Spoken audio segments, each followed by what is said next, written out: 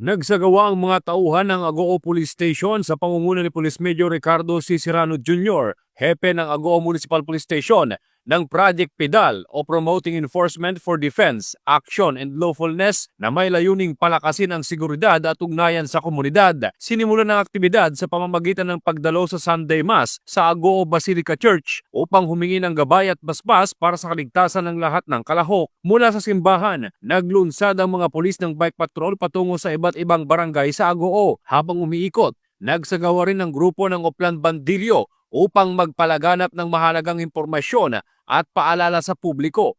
Sa pamamagitan ng bisikleta, mas nagiging nakikita, naaabot at malapit sa mamamayan ang mga pulis na nakakatulong upang mapalakas ang pagtitiwala at kooperasyon ng komunidad. Ipinapakita ng Project PIDAL ang isang proaktibo, makakalikasan at makakomunidad na paraan ng pagpapatrolya na sumasalamin sa pangunahing halaga ng PNP, makadiyos, makabayan, makatao at makabansa. Patuloy na isinusulong ng Agoo Police Station ang mga gawaing nagtataguyod ng kapayapaan, kaayusan at pagkakaisa sa buong bayan. Mula dito sa Ilocos Region, ito ang inyong PNN Correspondent, Police Corporal J.R. Del Mendo, alagad ng batas, tagataguyod ng Balitang Pulis.